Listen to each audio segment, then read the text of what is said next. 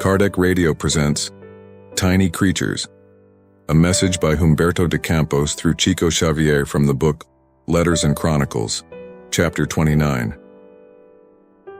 You find yourself exhausted with the internal conflicts of the Spiritist institution, that you have become a devoted server. And now, you are desperate looking for a solution to the problem that is tormenting the old house of faith.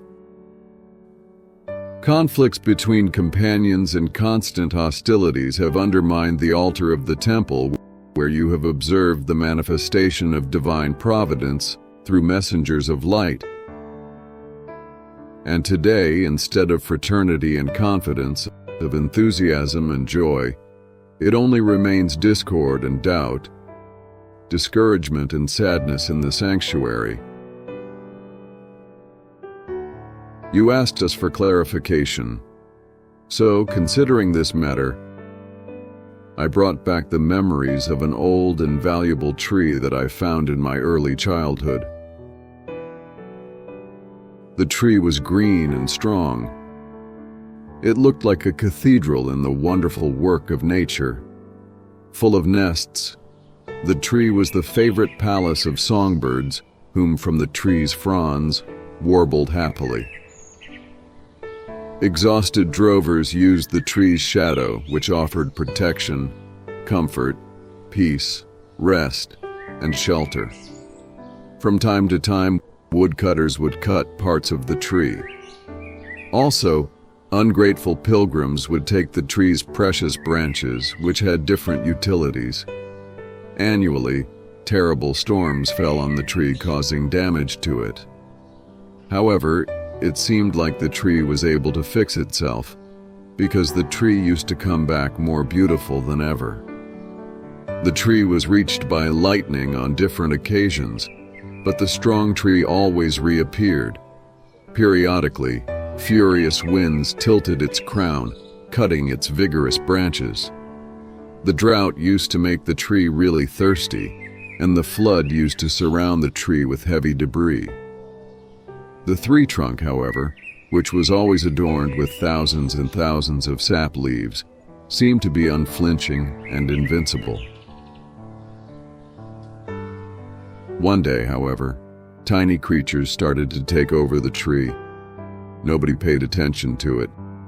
Intangible, almost colorless, microscopic, how could they cause any harm to the giant on the ground? Travelers and servers of the field did not notice the presence of the tiny creatures. But the tiny creatures multiplied indefinitely. They reached its roots and took over the heart of the vigorous tree, devouring it little by little.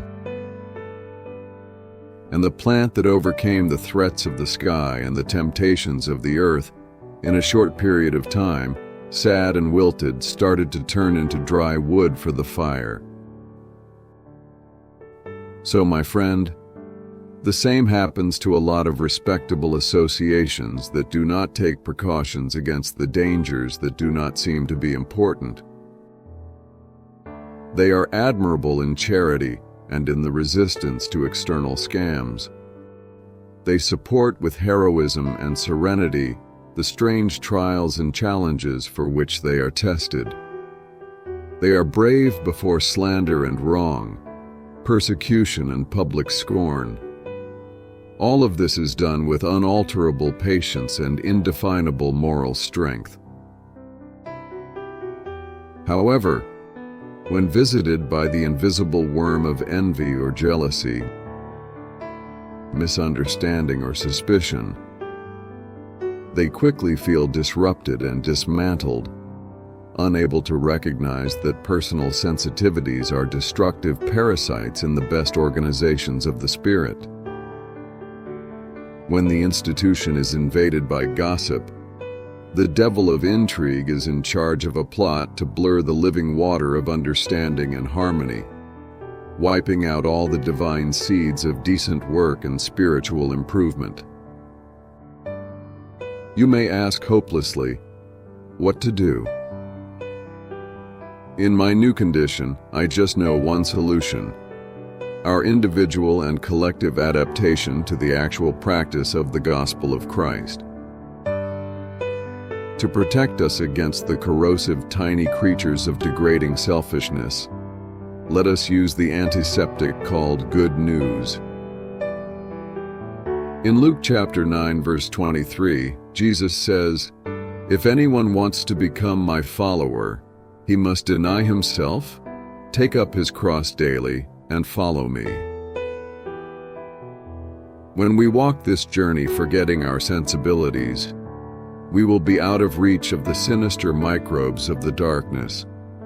We will be immunized and we will find peace in our own hearts.